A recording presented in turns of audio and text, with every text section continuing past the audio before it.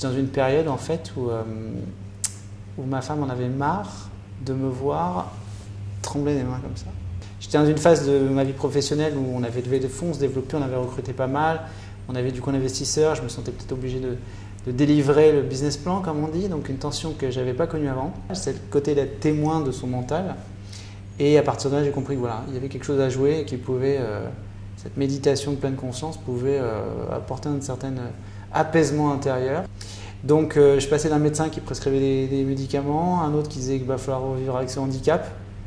Et puis finalement, en 10 minutes de respiration pendant 2-3 semaines, tout ça est disparu aussi vite que c'était venu. C'est incroyable. Donc voilà, forcément je suis assez enthousiaste d'en parler parce que c'est pour l'avoir vécu. D'ailleurs c'est un peu dommage, on réduit ça à de l'anti-stress, mais c'est au-delà de ça. Ça a apporté déjà une meilleure maîtrise de soi-même et la maîtrise de soi-même engendre une meilleure maîtrise des éléments autour de soi. C'est-à-dire que les gens qui arrivent nerveux face à vous, anxieux, énervés et même colériques, vous, si vous êtes très calme à l'intérieur, vous les voyez d'une façon différente.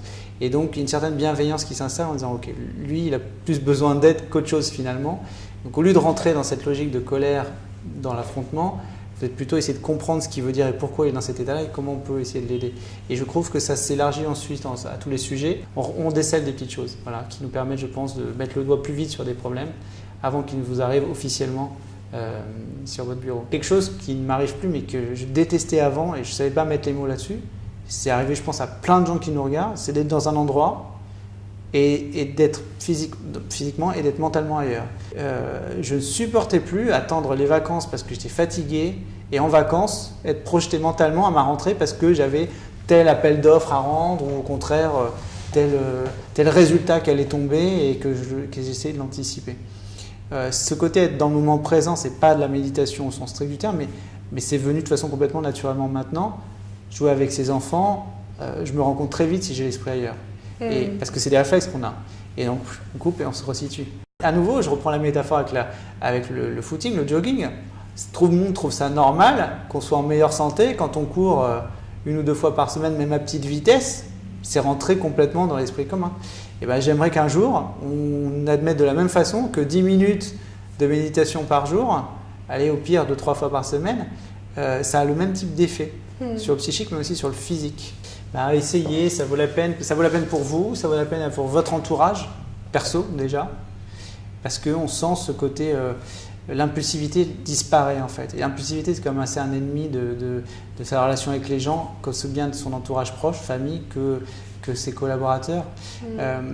Donc ça a un effet sur beaucoup de choses et pas que votre travail, c'est vous-même, votre entourage et votre travail, vos collaborateurs. Je suis assez convaincu aussi que la méditation ouvre des capacités d'intuition supérieures. Et l'intuition c'est quoi? C'est un savoir qu'on a, dont on est sûr mais qu'on n'a pas acquis, on ne l'a pas lu, on l'a pas, c'est pas une information qu'on a traitée, c'est quelque chose qui vient de nous. Je sais que je dois faire ça, je ressens que je dois faire ça.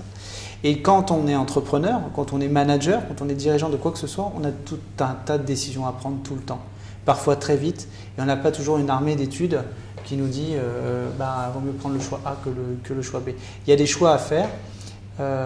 Cette intuition-là, je suis convaincu qu'une bonne pratique de la méditation et de calme un peu intérieur vous permet d'accéder à une qualité d'intuition supérieure et donc à des meilleurs choix. Aucun moyen de le prouver. Essayez, vous verrez, ça ne coûte pas grand-chose à faire.